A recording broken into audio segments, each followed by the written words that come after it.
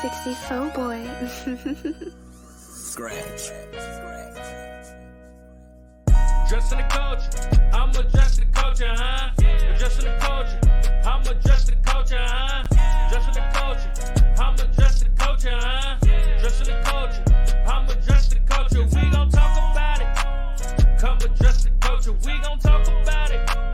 Come adjust the culture, we gon' talk about it. Come adjust the culture, we gon' talk about it. Come and adjust the culture, huh? Brick by brick, you get your boy Big Wall. And Pstock here, for addressing the culture. It's that time. It's that time. We got stuff to talk about it. Let's talk about it. For real. Let's talk about it. You already know the vibes. Like Big Bro say, we are here. And you already know what we here to do. We're going to talk about a little bit of everything. The good, the bad, the ugly. But one thing we're going to do, we're going to address the culture. And we here, we powered by iHipHopTV. You better act like you know it. We definitely in the building and we finna put in work. What's been going on with you, P? Hey, man, that's, maintaining, checking out the news and checking people. A lot of people don't realize when I'm out, I just observe, especially for the culture. Yeah. Representation. Yeah. And that brings me to a few things that have my pet peeve with this new generation. I'm not, I ain't mad at them, because, everything's stacked against you, the institutions and everything. So I look at it like, people with my own children, whatever, we don't play that. If you're out on the street and we ain't around, you're representing us. That's a fact. It's people brand. Know you know what I'm talking about? People know you. They know who you belong to or whatever. Yeah. Don't be out there cutting up, making me look stupid. And I guess people lost that, and I guess I was shame. What you say? What they used to say? You ain't got no shame about yourself. No shame. No shame. Have some shame. Have some shame. Act like you know. You start to act like them. You're not them. Yeah. Be yourself. Listen. So that's one of the pet peeves I see. Especially with young women, young girls. That's on the verge of becoming young women. Boy, I just be like shaking my head sometimes. I be like, man, I'm glad. I pity the guy to get stuck with you. I pity, that's what you say to yourself, but no, it's just a fact that you want to make sure you train your kids, you train your children, make sure your children are trained. So when they outside in the store or something, going to the store for you and make sure they don't misrepresent, because some of the language of these kids and what they be saying and doing to grown people, and there ain't no, it used to be a village. When I grew up, remember the old saying, it takes a village to raise a child. Absolutely. That's zero true. Respect. Zero respect to nothing. Yeah. And they don't have nothing. I can see, with kids, and I do it sometimes. I know, and I always get this come to Jesus look when I tell them, when they say stuff, and I tell them, spell it. That's all I say is spell it. And everything, and then they stare at me like I just, told them to jump off the bridge or something. So, that's just one of those things. And that's the culture in this new generation. I get it. I don't have to like it. We don't have to like it, and it makes you cringe sometimes. It's embarrassing, even though you don't have no control over that person. But if somebody is trying to keep your child out there from getting hurt or hurting somebody else and setting them straight, don't go running trying to fight the person that's doing you a favor, because that's what I see. Man, I see somebody try to actually save the child. Like most cities in this city, they got these scooters, right? They got scooters all over the city. So you see these kids riding these scooters. They be riding them in the street. Okay. Yeah. They're free. You can just find one. It charges by solar or whatever. You're gone. You out. Yeah. You find them all over the city. Yeah. Okay. They be in the street riding them things, stopping, not respecting the rules of the road. And I seen a couple youngins almost get that's plowed down in the middle of an intersection for not paying attention. So, and they sitting there looking at you like you wrong. You in the street. I said, you know what? Yeah. You know what it is, Pete? I think, you know, by us as a community, as a race, let's be all the way and transparent. You know, we don't come from a lot. We didn't have a lot. You know what I'm saying? So as we start gaining kibbles and bits, the little crumbs, and start, you know, getting some kind of leverage in your life and leveling up, we tend to forget certain things that kept us in line. So as the generation got better, you know what I'm saying, we started losing the principles and the morals and the love for each other and to have a respect for Big Mama. That old feeling, you know what I'm saying? That you know, like it ain't none of that. It seems like the grandmothers got younger and younger, and you lost the love and the respect. Because I know even in my generation, you know what I'm saying? We had some sense of respect. You know what I'm saying? You know, it was definitely getting lost. You know what I'm saying? We're not gonna. It's like every generation it loses it, but we had that respect. But nowadays it's like it's none. You know what I'm saying? It's like, you know, certain generations, their parents were serious. You know what I'm saying? Was strict. Like no games, no nothing. Yes, ma'am, no ma'am. Yes, sir, no, sir. You know what I'm saying? And that's what it was. And it seemed like every generation, it got watered down. It got watered down. It wasn't as much structure. You know what I'm saying? Yeah. Structure, discipline, all that stuff. Responsibility. All that stuff. Accountability. Accountability is the biggest thing. You know, because I'm to the point like this. You know, they're out there riding them scooters. That's cool. Have fun. Be safe. Don't get hit. Don't get yourself killed. And don't hurt nobody else. But you riding around there careless, reckless, not caring, and you tear up somebody's property, that's on your parents. You know, that's on your parents. And they make them pay for it. Like, make them pay for it. And they don't understand that. You're going to make them pay for it. And if your parents don't pay for it, they go to jail. There'll be a lien on top of their name. So when they go to try to buy a house or move somewhere, you got to pay that person first. And what they don't realize is if somebody damaged your car, for example, what you do, you let the insurance know. The insurance company fixes your car. That's what you pay insurance for. Somebody got to pay back that money, especially if it ain't your fault. Absolutely. So the insurance companies who got oodles of resources is going to come after your parents or come after the people. So you're going to carry that lien through life, you know, and that's the way the system is. You know, you get that judgment against you. So before you buy something with a major purchase with credit, you're going to have to pay the person who's damaged their property or your child damaged their property. And that right there is it's a pet peeve of mine because they have no respect. They have no respect. And then they look at you like you wrong, you know. And then if you try to correct them, the parents, don't be correcting my child. No, somebody should be punching you in the face. You know, because twice. This stuff. Twice. I mean, I hate to see it like that. But you're a big NBA guy. You follow the NBA. I watch a little bit. I see the same thing in youth that are millionaires, you know, doing stuff with Ben Simmons, you know, with the Philadelphia 76ers. You know, what's going on with Ben? You know, what's going on with Ben Simmons? That's your man. You know what I'm talking about? That's your people. You know what I'm talking about? Listen. Look. Hey, look. Hey, before we talk about Ben Simmons, can we talk about Joel Embiid? Like he is done. Like I seen his interview and he like, man, pretty much like, I don't care what's going on with Ben. Like I'm done with dude. Like he getting on my nerve. Like it's the resentment. It's the resentment for me. You know what I'm talking about? Like everybody seemed to be tired of him, even Doc Rivers. You know what I'm saying? And for me, I don't know why it's so many people, grown men, expecting so much when they've done nothing.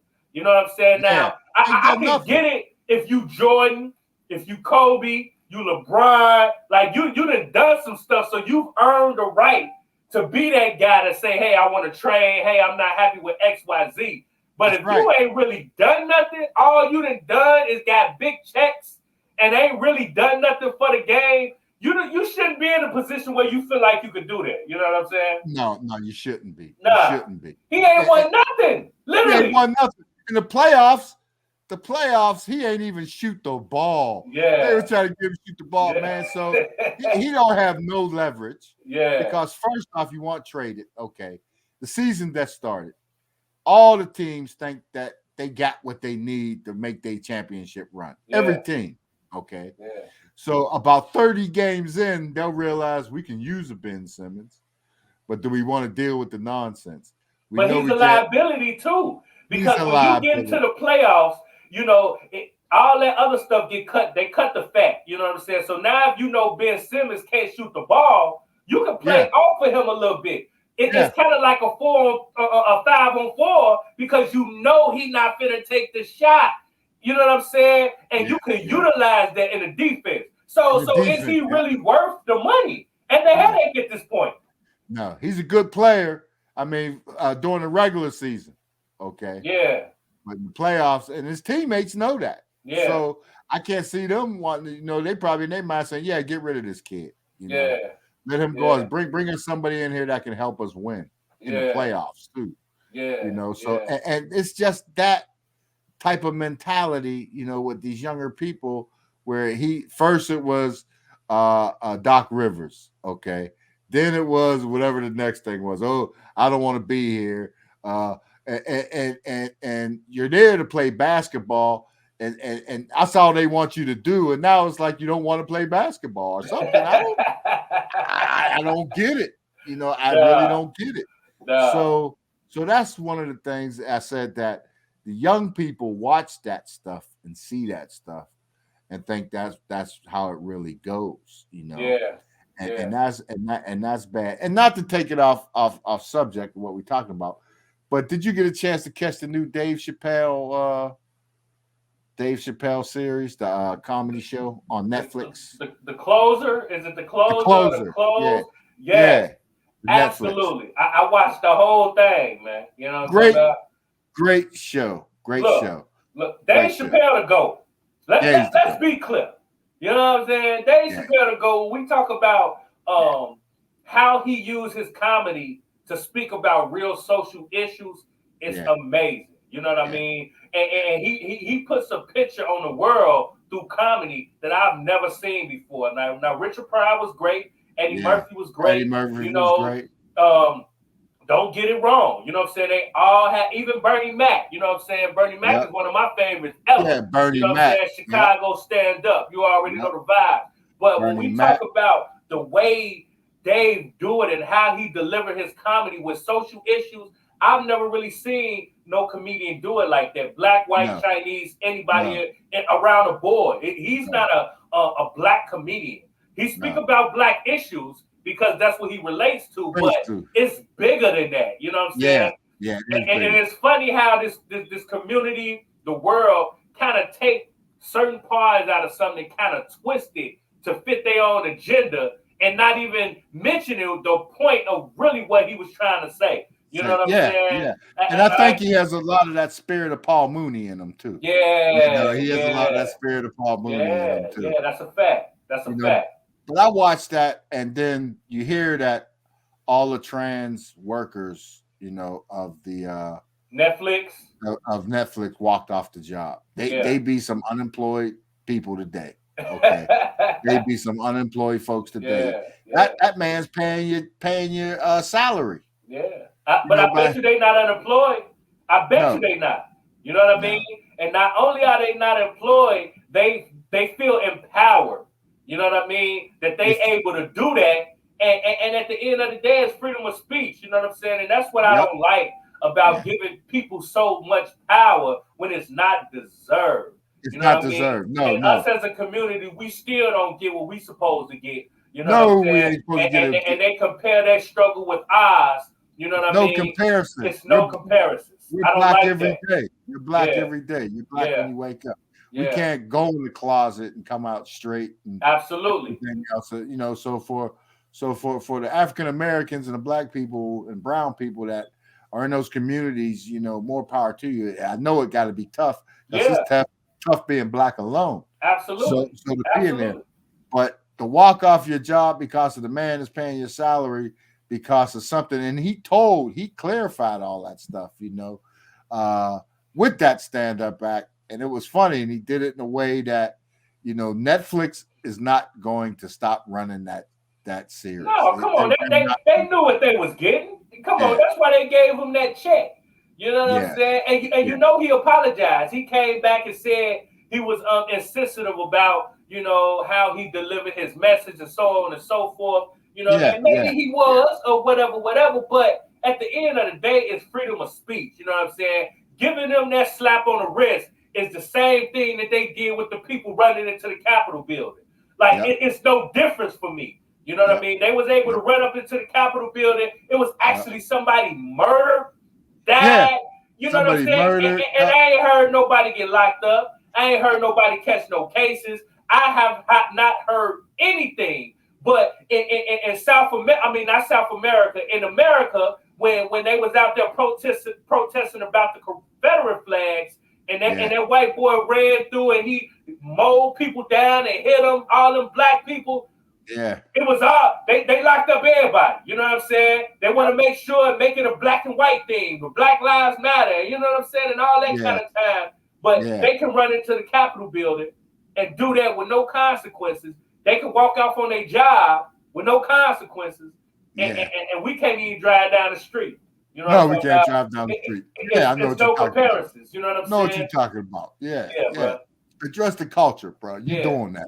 Because that's exactly what it is, and that's one of those things that, you got to tolerate, but like time and time again, like you said, you can't compare the struggle, and they try to make that inference, and it just doesn't work. It just doesn't work. For us. But that right there is like, to me, is everything in a nutshell with the generation, the attitudes, the mentality, and it's kind of bleak. It's kind of bleak, So I don't want to harp on it. We definitely gonna spin a block because that's an ongoing conversation. You know what I'm saying? And we definitely gonna we definitely gonna tap in and continue to address the culture. Now, you spoke about generations. You know what I'm saying? Yes. And we recently had the verses. Shouts out to Swizzy and Timbo, you know what I'm saying, for creating such a dope platform. You know what I'm saying? When we able to see some of our favorite artists come out, hear some of that old jukebox music where you singing every word, you know what I'm saying? It's super dope. We had Big Daddy Kane and KRS-One, legendary MCs coming from the Juice Crew. You know what I'm talking about? If you know, you know. It was an epic battle, you know what I'm saying? So I wanted to, talk to you, you know what I'm saying? One of them legendary, iconic visionaries that was around the culture the whole time. See how you felt about it. Hey, they even gave it Shantae. Big Daddy Kane gave Shantae, Roxanne Shantae her flowers, you know what I'm saying? It was dope. It was a dope moment in hip hop. How you feeling about it, Pete? I do like it because the two icons. I had a chance to see Daddy Kane this past summer. So to see him still going and doing it, and then KRS-One always was about knowledge. The teacher. Awareness. The ultimate teacher. The bridge is over. That was the stuff when that came out, and the bridge is over. That was it. KRS-One won. But lately, a lot of this new generation don't grasp KRS-One like we did in the past. I seen them have show in Philly one time, and they had to cancel the show because they ain't selling enough tickets. So and that's sad because here's a lyricist that's spreading knowledge and information, and awareness. That's like Chuck D. Nas does. They spread knowledge and information and everything else, and that's to have them two. Who Big Daddy Kane was the player's player, You know, he was that dude that was in the street and was that player's player. You know what I mean? So and KRS-One is such opposite artists. That's what made it good to have KRS-One with Big Daddy Kane. And I know there's no beef or gripe between them gentlemen. It's what they do, what they love, and it's two different styles, two different backgrounds, but it's like, that's it was super dope, man, because like you said, Big Daddy Kane, he could get on that pimp talk. You know what I'm talking about? Like he on the other side of the culture. And then you had KRS-One. He's more, at one point he was on that type of time, but as he evolved, he turned into more of a scholar, more of a teacher, you know what I'm saying? So having their styles of hip hop in contrast was super dope. You know what I'm saying? It was a situation where made it like, if you know, you know. You know what I'm saying? Like KRS-One, he the type of person that's gonna break it down. Like I remember KRS-One said at one point he had a battle verse for everybody on the top 10. Every MC that was making noise, he had a diss record for him, a diss verse. You know what I'm saying? Yeah. That's a different type of mentality. And Big Daddy Kane, he on that type of time too. Yeah, you know what I'm saying? But they on different ends of hip hop, so it was dope seeing them go at each other. You know what I'm saying? Yep. And Kane don't play, and he does had a big loss in his family with Biz Mark. Yeah, because Biz Mark, the Juice Crew. The Juice Crew. That was it. So that's to see them go, and KRS-One goes back when him and Scott LaRock came out. That was when they dropped The Bridge Is Over. And they dropped that album, and they came out there talking, blowing that up. I think that right there will last forever in hip hop. Serious hip hop people from the back, because that's what they remember. That was hard. And then he went commercial with the "I'm Going to Get You Sucker" theme. That was smooth. The Jack of Spades. Oh man. There's a lot. There's a lot to it when you look behind the scenes. The same with Big Daddy Kane. There's a ton of history there, and touring, and music, especially in hip hop. Self-destruction. You remember how dope that was? You remember that? I remember that. And too bad we ain't listening to that. Oh man, as a people, because and that's it's still relevant today. Still relevant. That's a fact. It's still relevant today because we're self-destructing. In our community. So, that right there, you're right. That versus what was a classic. And I seen there was some good ones. I like the producers battling. I like that. I like the OJs and what's that? The OJs and the Isley Brothers. The Isley Brothers. And Earth, Wind, and Fire. And then you can see the competitiveness in the thing and doing that, but it was all love and good, and I like to see things like, that's why I liked what's his name from Hall & Oates, when you had Daryl's House, that show. Oh yeah. Artists come in there and they perform each other's songs and everything, having fun. That's cool. I like them. I miss them vibes. Being in the studio with a bunch of different artists, that's listening to them freestyle to a crazy track. Sitting around, that's letting it go, man. The cipher for real. Watching, making it happen. And then that just brings me back to and talking about back in the day stuff. Today in hip hop history, I wanted to put that out there before I forget. The Firm, 24 years ago, released the album The Firm.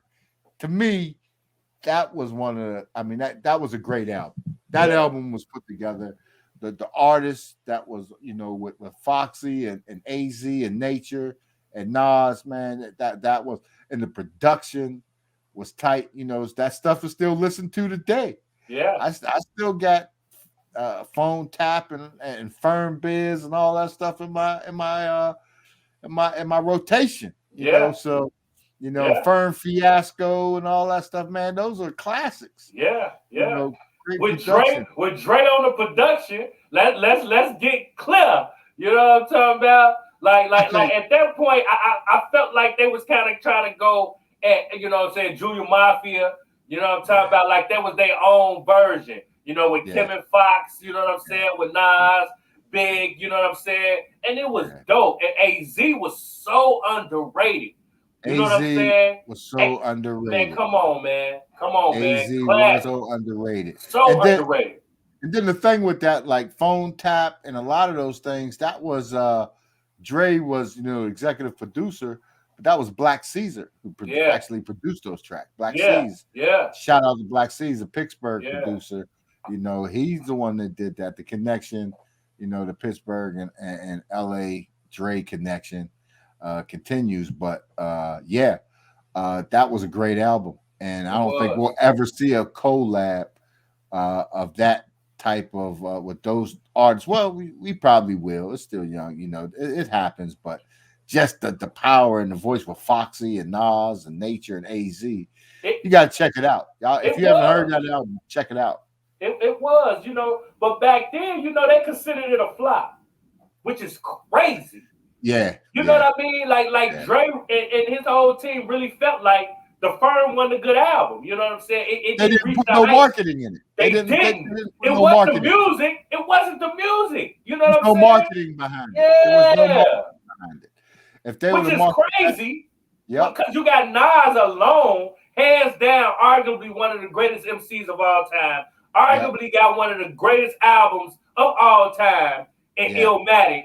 And you got a project with him, Foxy, and AZ, and Nature, QB, and they don't get the marketing dollars that it need in the 90s? That's crazy. You know what I'm saying? That right there was crazy. Yeah, that's crazy. It still don't sound right. You know what I'm saying? It still don't make sense that they didn't have the dollars behind them to do certain things. You know what I'm saying? And I'm wondering if that's the production game, because right after that, I think Black Seas left Dre. So I think, you know, is it related to that? Because Black Seas left. I think Sam Snead still stayed out there. Yes. Yeah. And then the mailman. Milk, there he is, the mailman. He did all of Exhibit stuff. Yeah. Came under Mel stayed out there with them too, you know. But now that, you know, but that Firm album, like you said, it should have been something different. They should have put more marketing into it. Yeah. It flopped because they didn't put the marketing into it, you know. Definitely. And that's what that was all about, I believe. We do have a guest tonight too that's going to come through and bless you. You know, we definitely want you to check this out, Dr. V. I've known Dr. V for, I don't know, I'll let him tell us, a few years, and he does some great things out there on the West Coast, you know, with promotions and you name it. You know, Dr. V has it with the One Love Network and then the iONE Green Nation. That's Dr. V, man. It's just in a place. You got to check it out. You know, it's a pleasure. You know what I mean. So we're gonna bring on Dr. V, have a dope conversation like we always do. We're gonna address the culture.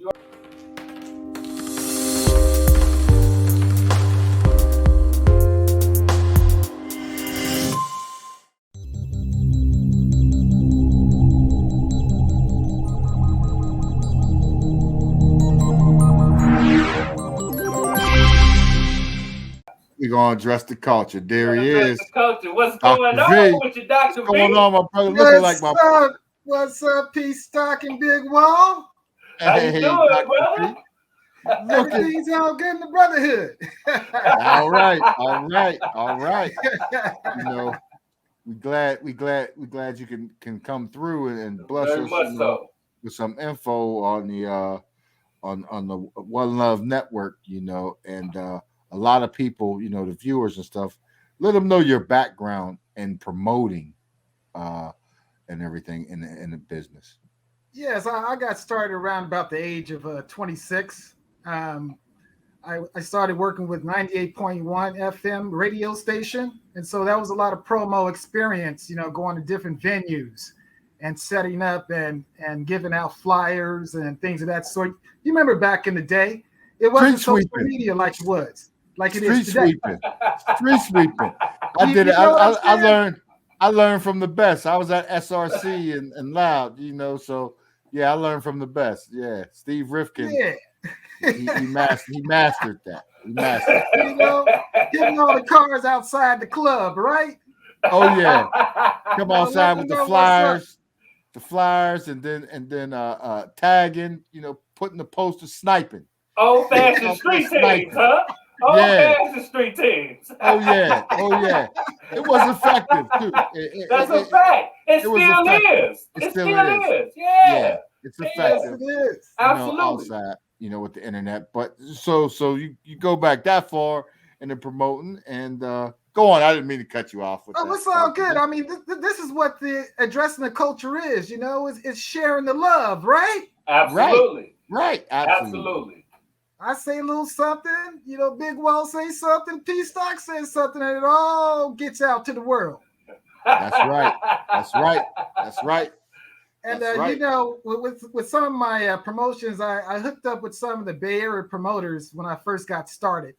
Yeah. 3D Jerome Davis, Philip Bell, Graham Jackson. Yeah. Those were three of the cats that I hung out with and we worked together. They taught me the game. Yeah. And I just went on from there and started doing my own thing. I started at Tyrone's. I started Hump Day, which I had artists come in, whether they were dancing or whether they were singing or whether they were rapping. And in between there, I got hooked up with the strip joint. We had strippers.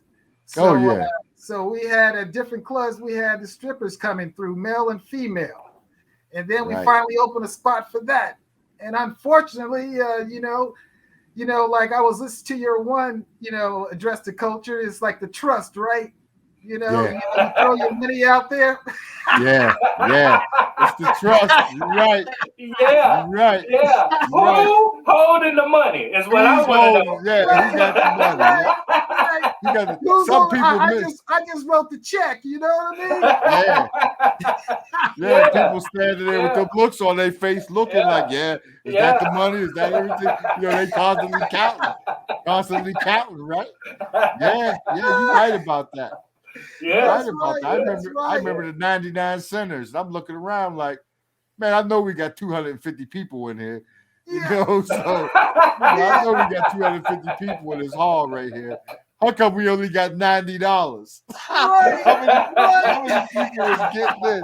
How many people was getting in here for free? I'm letting them in VIP, Yeah, everybody's a VIP. Except those 10 people that paid over by the door, But you're right. And you know how I used to do it. I used to, I knew all the security basically running the clubs, so they knew me. So I was gonna walk in, But everybody shouldn't walk in. No, they shouldn't walk in.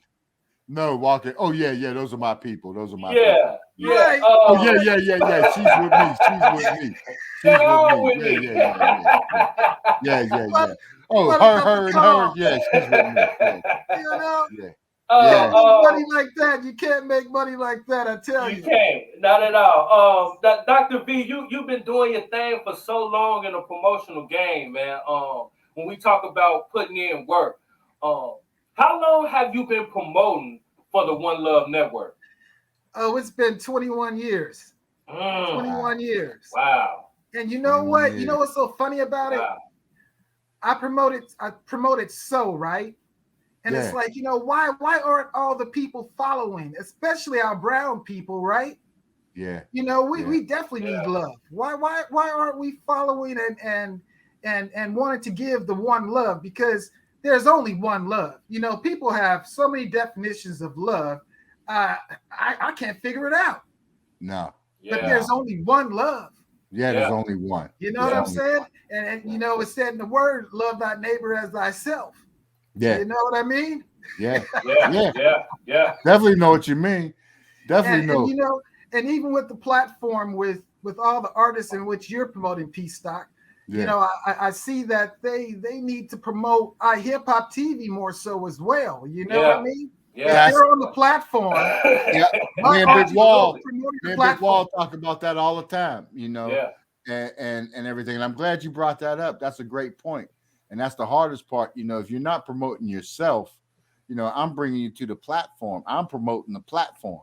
Yeah. You know, you got to promote you know, being on this platform, you know, and you're right about that, Dr. V. You know, that's a great point. Very much so. I love your viewpoint, Dr. V, because a lot of artists, and not just artists, just anybody just in the business of selling a product, whatever, you have to have some sense of some form of promotion.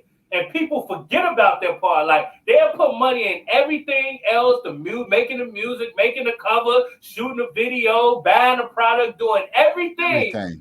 Except the promotion. You can have this great product, and if don't nobody know about it, ain't nobody gonna come to it. There's only a few things that sell itself, and we ain't even gonna talk about them. You know what I'm talking about? But other than that, they not to promote it. You know what I'm saying? So what about that really made you want to focus on that and take everything that you did to another level, man? Yeah. Well, the whole thing about it is that I just don't only speak about it, I live it, you know? I show the love, just like when I had a little situation before the show, you know, my wifey left and my son went off, and it's like, hey, you know, I've got to be on with Big Wall and Pstock. You know? I got my 6-month-old grandbaby. It's like, come on, man. Yeah, you got not right now. I know how that goes. Dr. V. Absolutely. I know how that goes. What you want to do is last. Yeah, last on the totem pole. You know what I'm talking about? Yeah, it's last. It's last. You want to do what?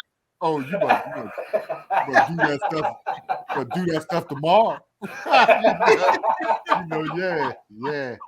That comes absolutely. Through. That comes through, but that's great. But that's you know. So that's where I'm at. You know, I've always believed it and lived it. Yeah. And that's the reason why I continue to promote it. I didn't give up, you know. You know, it's like family knows, especially like I got this one song called Dr. V.I. Pippin, you know. Yeah. All the family know that song, Dr. V.I. Pippin.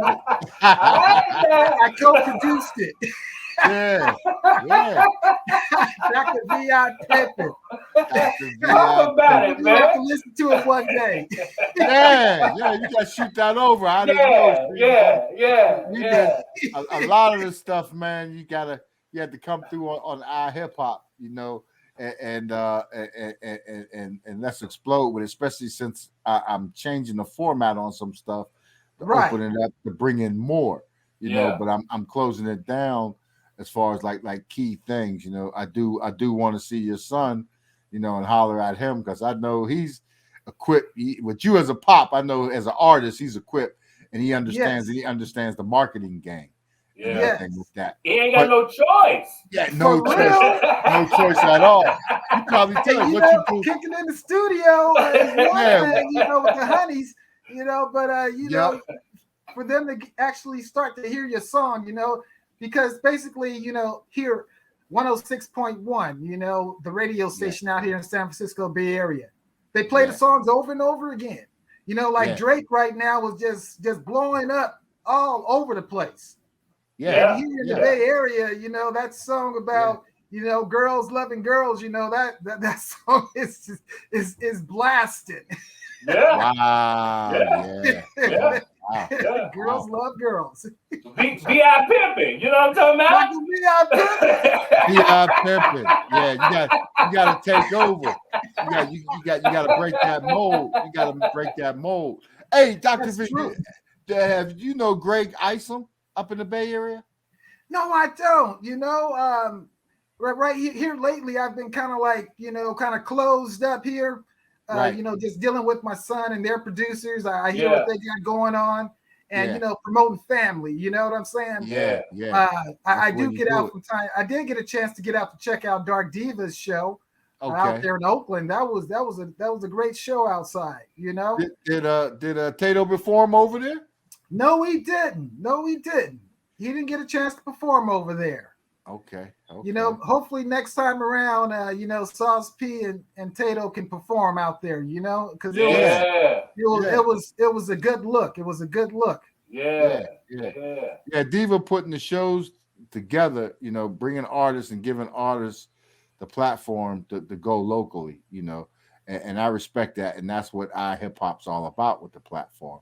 Absolutely. Because I've dealt with it time and time again with artists coming through. And like you said, the key thing, if you're creating an album and you got X amount of dollars for a budget or a movie, you know, or anything, half of that budget should be put aside for marketing and advertising. Absolutely. So you got to make sure that you can get it done with half of that budget to get what you need done and figure out how to get it done to get your product out there. Because if you don't have that budgeting and marketing aspect, then you don't have nothing. You have an album, a great song, and nobody knows. Nobody hears. That's right. That's like Big Wall mentioned. Yeah. You know, Big Wall don't have that problem. He over 100,000 streams. Over 100,000 streams. And on BET. And on BET. Congratulations for that. Big Wall. And for those of you that missed it, if you missed it on the 18th, BET premiered Big Wall single. That's blowing up the market right now. So you got to get on it. Yeah. I get it. You better get it. Man, Big Wall, I get it. You know. So and that's good. And with that going on, and Big Wall, this is you too. I noticed they're bringing back all the old MTV rap shows. Yo the MTV basement, Rap, The Basement, even Donnie Simpson's coming out of retirement. Even though Donnie Simpson he's been doing DC radio ever since he left, even before he went to BET. Even before he was on the radio in DC forever. So they coming back doing that, you know. So that's going to be big, you know, to bring them in. Yes. You know, they're coming back in what I call double dipping. Let's go back in and get some of this money. Get some of this money off of these new people and take it there. But Dr. V, how do you feel about the state of R&B, you know, right now, and the state of what we call the rhythm and blues or soul music from back in the day? What do you think of the state of that is today? It seems like more of the artists are rolling towards the rap game, you know. Rap or pop, right? Yeah, you know, it's like everyone. I mean, there's so many female rappers now. When we used to have those as R&B singers. Yeah. You know what I'm saying? Yeah. So it's like, whoa, what role are you playing here? You know, because I mean, the rap game, you know, that was mostly, you know, folk talking about where they were from and what was going on in the hood, you know, telling the story. And you know, now it's like so many, I guess they're all telling their story, whether they're female or male. It's like, you know, where are it seems like they're dying off, you know, as far as like the real R&B singers, rhythm and blues, you know what I mean? You know, even like the tracks, you know? You know, I mean, I love live music. Live music is always good. You know, I mean, the production is good, and with the way the technology is today, and I'm a testament to that, it's easier to produce music quicker, faster. You know, it's made for the fast turnaround and everything. So, you know, that's one thing that I like about it. You know, that you can have a MIDI controller and a DAW, and you're off to the races. You know, and if you know music and you got it in you, you're gonna produce some dynamite stuff with that.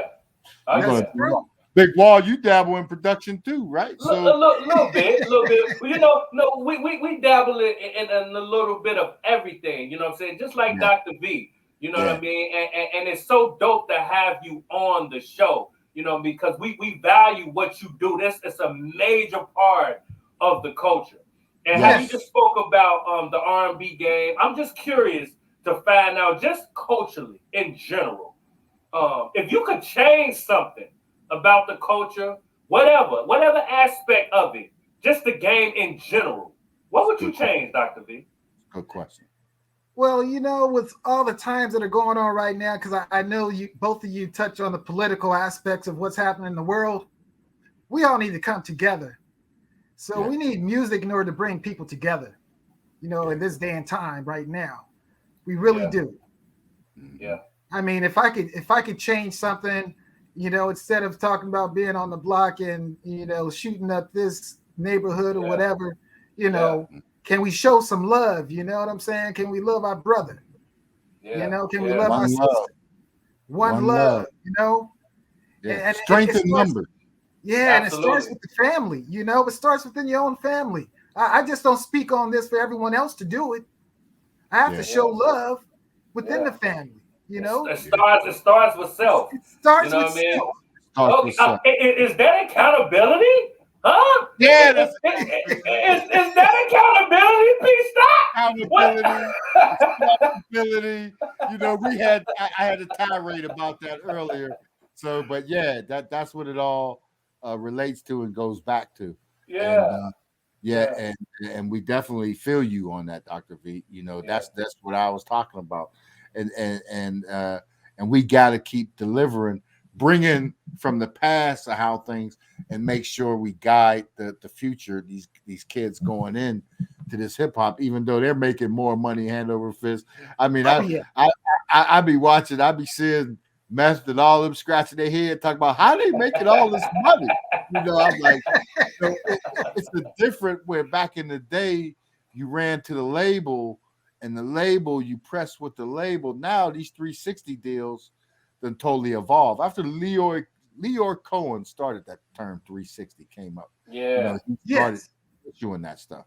So it's like the level of 360 deal you get. So guys are doing it on their own, to the point with the technology and having some dollars that they made on their own that they don't got to depend on a label. Yeah. It's like, what are you going to bring to me to make me want to give you my masters or piece of my masters?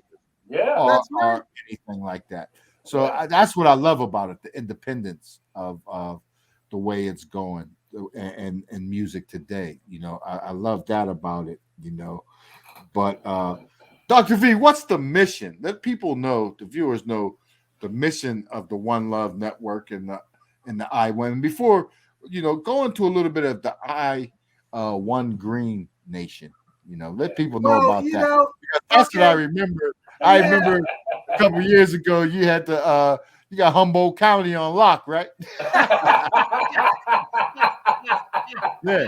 Hey, you know what he told me? He says, Vindon, I really like you. I like you over the phone and everything, but don't come up here. Don't come up here. Yeah. Don't come up here. He said, I'm kind of tired of dealing with the Rastafarians. He says, but hey, man, don't come up here. Don't come up here. Yeah. He said, you know what? If you got somebody to buy this, I'll sell it to you all. Yeah. And, but don't come up here first. Yeah, that's real talk. That's real talk. What'd you say? 100% facts. 100%. You won't catch me on one of those roads off on the side. No. What'd you say? That sounds like a start of a horror movie. You know what I'm talking about? Yeah. Sound like it'll end like a horror movie too. That's what it sounds like. It's gonna end like one. Yeah, man. That's incredible. Oh man. As a matter of fact, in regards to I One Love Green Nation, I like to read the mission statement, if you don't mind. Yes, sir. I One Love Green Nation is a lifestyle. iONE LGN aims to provide satisfaction, trust, positivity, conviction, loyalty, commitment, feelings, and a VIP green experience to all members and affiliates. We provide high-quality products and deliver while protecting the environment in which we live. iONE LGN encourages innovation, sustainability, development practices, and cannabis CBD educational services. Our purpose is to create all things perfectly and to share our products, services, and entertainment platforms. There it is. And that's Dr. where V. iHipHop. Yes, iHipHop. That's right. That's right. Dr. V was around in the early days, and much love, when he came through and that's when I started seeing a lot of what the California lifestyle, the NorCal lifestyle of how they was making it happen, with the greenery up there, big wall. Dr. V, you got a joint. No. No.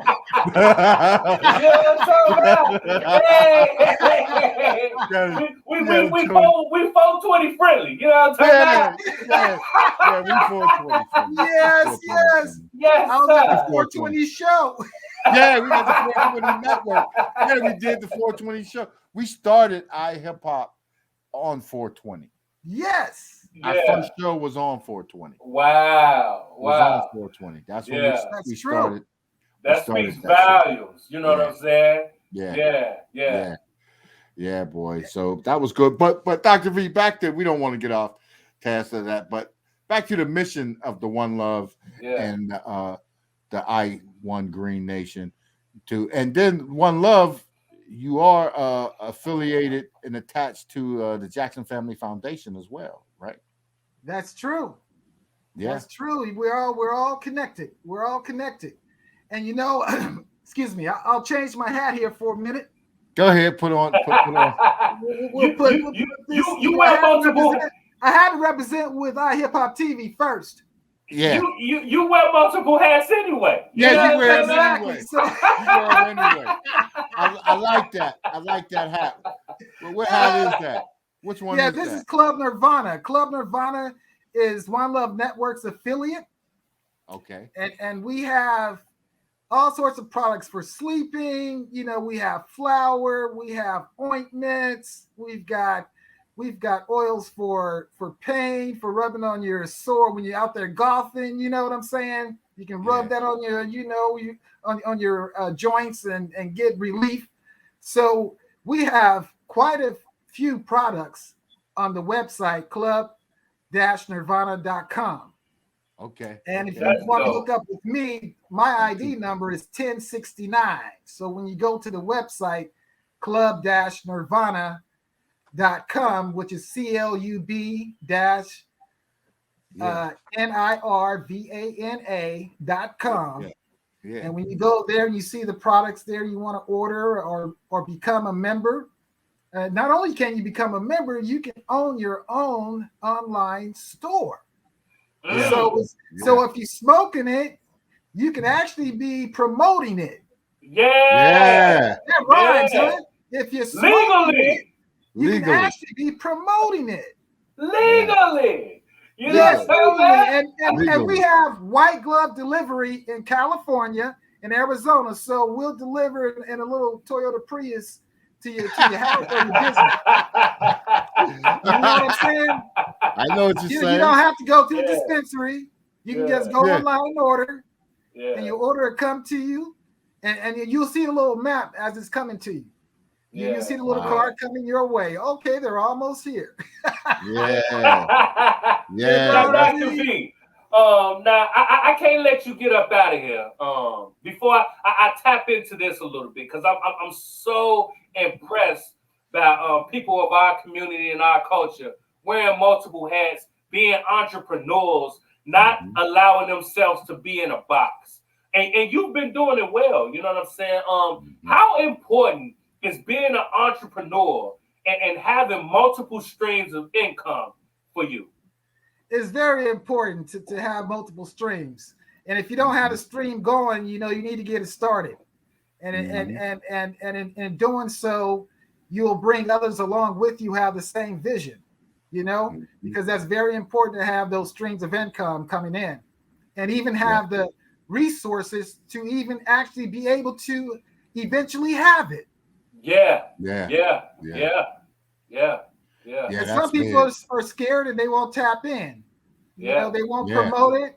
They'll be on the background and say, okay, I'm part of this, but You never see them like on a platform like this, like today. Yeah.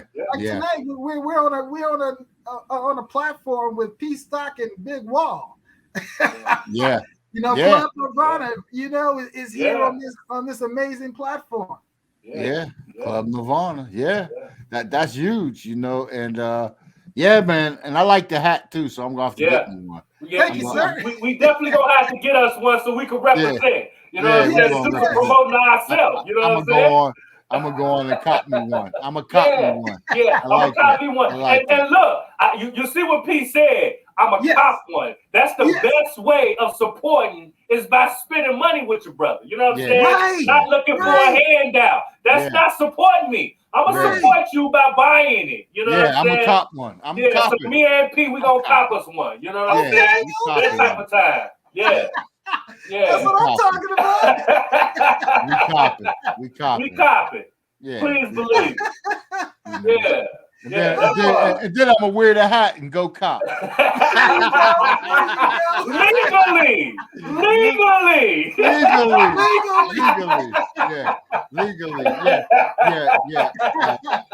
Pennsylvania's trying to catch up with California. They're trying, but you know they got a long way to go, and it's probably more expensive here. It is because they're coming out the gate with it. So they going because I know people go to DC. DC's wide open. Maryland is getting ready to go wide open. They have medical, but they're pulling for recreational, and Pennsylvania is as well. You know, when you got a state with the lieutenant governor that's part owner of one operation, you know they pushing. Well, you know, we over here swinging in the Midwest. Illinois wide open. You know what I'm talking about? Oh, it's wide open. Missouri, even the state next to us, wide open. You know what I'm talking about? It's very friendly around these parts. You know what I'm talking about? And it's supposed to be. You know, for years and years, like you know, I used to drink. You know, no, I don't drink. You know, I think drinking. Everyone they always accuse marijuana or weed of being the gateway drug. Yeah, alcohol is the gateway drug. Alcohol is the gateway drug. But you know what, Pstock? Yeah. I got my first joint and drink on the same night. Oh yeah. Well, no. I had a sip of beer. I had to taste the beer. You know, I used to taste that beer. My dad let me sip that Iron City. You know, because he think, oh, you don't think it's nasty anyway. And I used to say, oh yeah, that's good when it's cold. You know, so I dabbled and everything, but but you're right though. But they went hand in hand back then. Yeah. And back then, in those days, man, you go out, there'd be about 4 of us, 4, sometimes 5, 6 of us. Yeah. Pitching and scrambling up to get $5 together. Yeah. Get that $5, and we want to get $7.50 because we get a bag and then we get a 6-pack of tall boys, you know, for $2.50.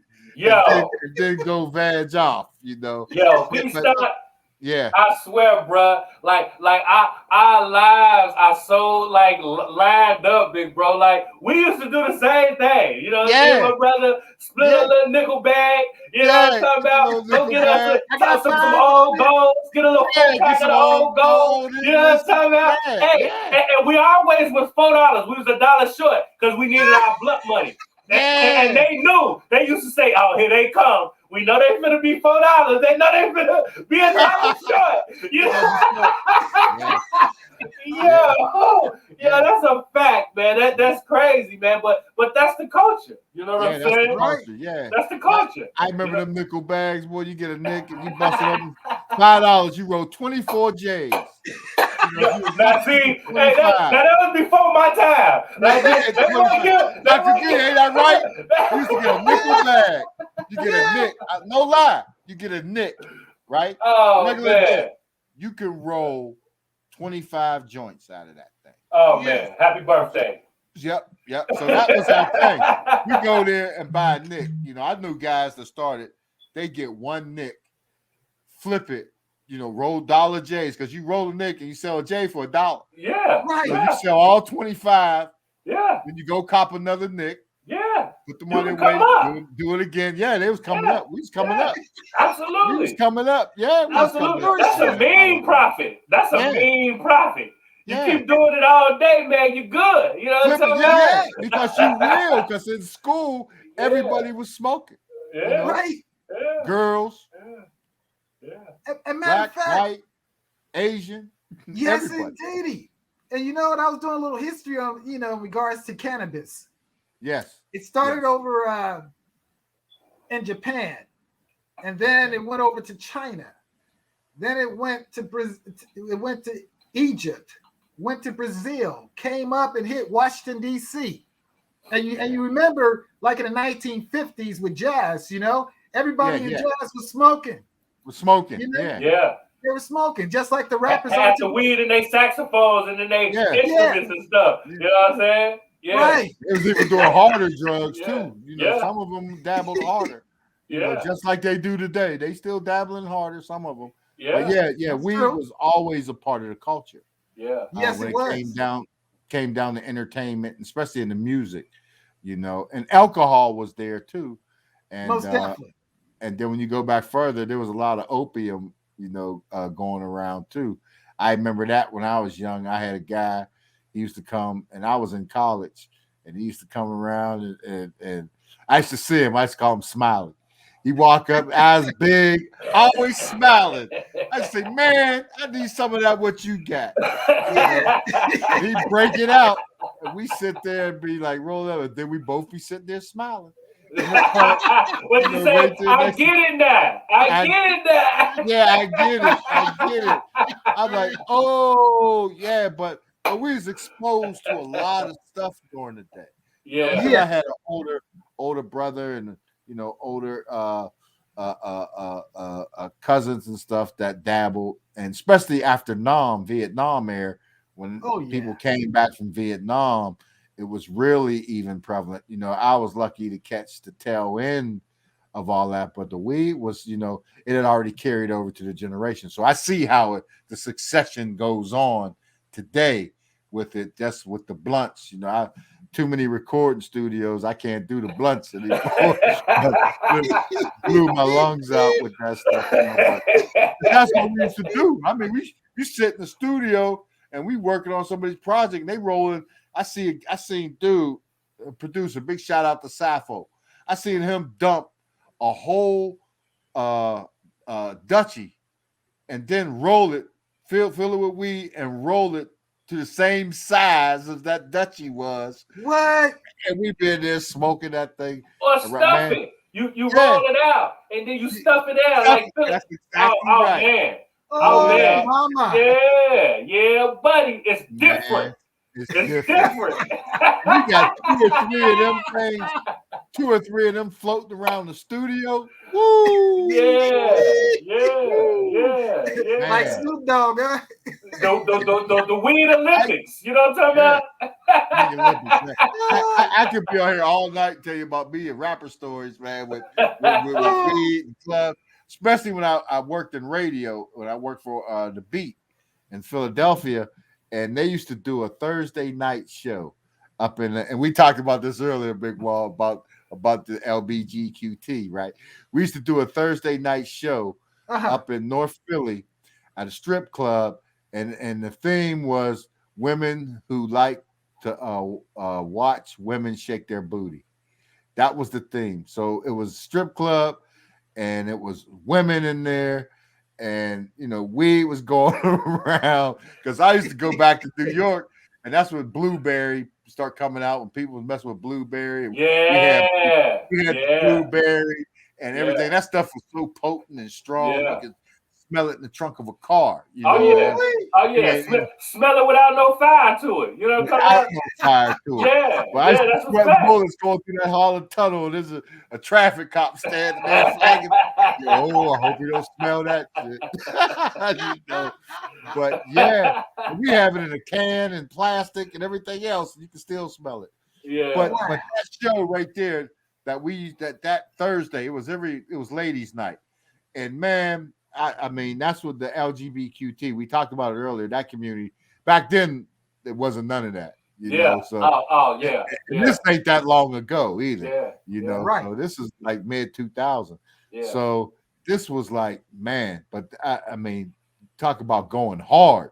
Yeah. Woo! Yeah. Boy, I see stuff in them places, man, that my goodness, man. Absolutely. But they get it in. They get it in, man. They get it in. They always getting it in, man.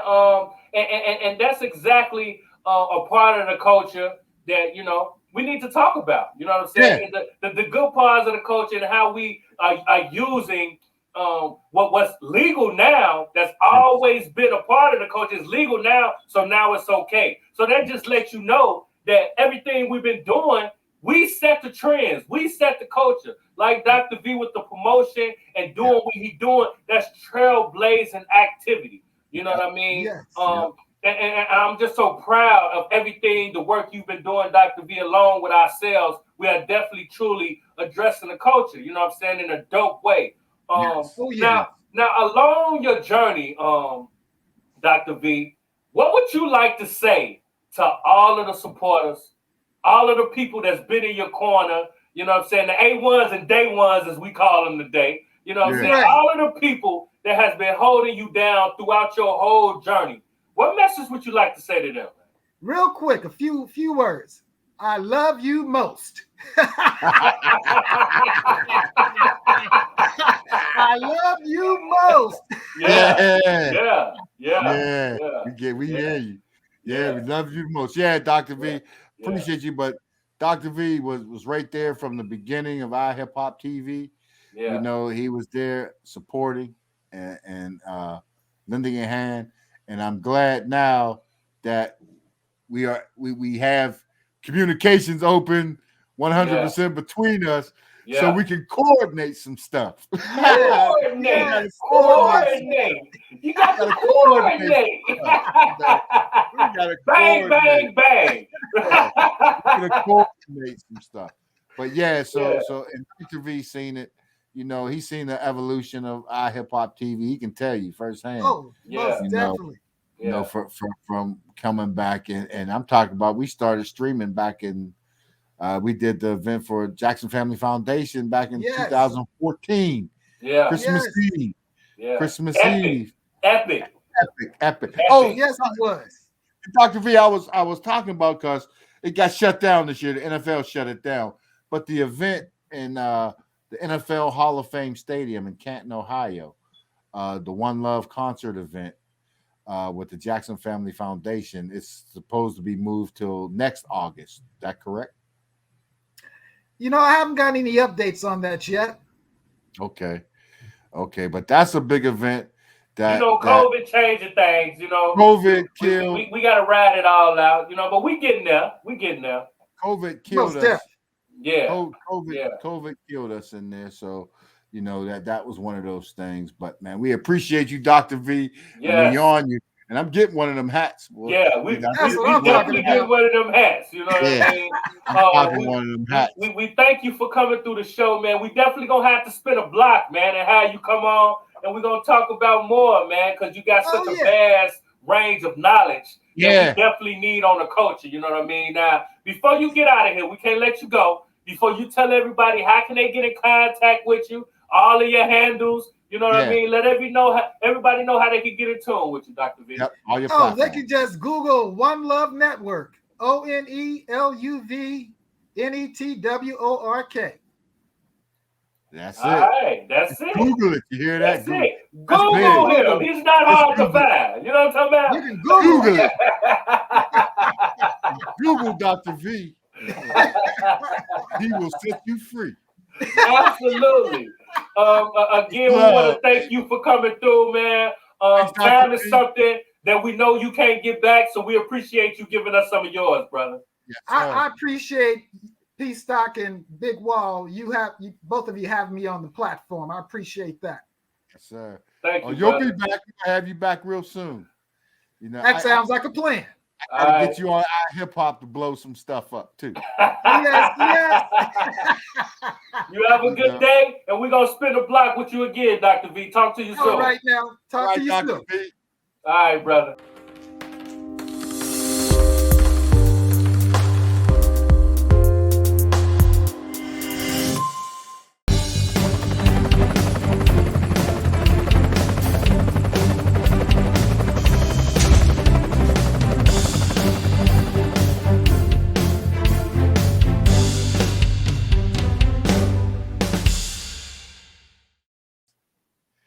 Yeah, so that's good. Dr. V, you know, Dr. that's V. promoting, and it's funny, and I've known him, and I knew he was doing this stuff, but I didn't know he was at that level of promoting at the time. I was looking at the financial side that he was doing, and it's big, you know. And Dr. V, you know, he's a cultural icon and the Bay Area, you know, with the music and promoting, you know, in the Bay Area. I love his energy and his knowledge on promotion, because again, like how we talk, like people forget how important what he do is. Like you put all that money into everything else, and to be honest, what people like Dr. V do and do it so well, they really get you to the places that you want to get to. But people forget about that. That's the most important part of the process. The process. It truly is. It really should be the focus of your whole campaign. You know what I mean? Yes, sir. Yes, sir. Yeah. That's what it should be. And it's good. Dr. V is there to remind you. And other guys, you know, Dr. V does this thing. And like I had worked with Clarence Thompson down in the Gulf area, and they still do the same way, like Dr. V said. The flyers, you know, everybody's adapting to the internet, but you never get away from, you know, the original street sweeping. Well, work, it's always gonna be street sweeping. Yeah. You know, so you know, you can't miss out on that. You always got to cover that in, you know. And you know, we don't want you to miss out on that, and you can't miss out on this. You know what I'm saying? You already know the vibes. We will be here to address the culture every week. You know what I mean? On the Address the Culture Network, as well as iHipHopTV, 24 hours a day. You already know the vibes. We are locked in. Yep, this is your boy, Big Wall. Definitely. And this is Pstock. No, go ahead. We ain't going to close it out. Definitely. Okay. What was you saying? I was going to say, definitely get to iHipHopTV.com. Definitely get onto the network. Check out the Address the Culture Network channel on there. You can see Big Wall and Pstock and iHipHopTV. Yeah. And One Love is going to be in the house. One Love Network is in there. Yeah. So, you know, check it out. It's evolving, constantly evolving, and definitely get over there and check out the unique brands. And that's where you'll find a lot of Dr. V's work over there too. Yes. VI pimping. You know what I'm saying? VI pimping. Every day. Every day, all day, 24 Sunday, 24 Saturday. You know what I'm talking about? Every day. You already know the vibes, man. It was super dope, man. And like we said, we're going to be back to address the culture with the same type of vibes, same type of energy, man. You know what I'm saying? So until next time, you know what I'm saying? Next time, that's right. Peace and blessings, you know. This is your boy, Big Wall. And this is Pstock right here, addressing the culture. All right. Peace. 60 Soul Boy. Scratch. Dressing the culture. I'm addressing the culture,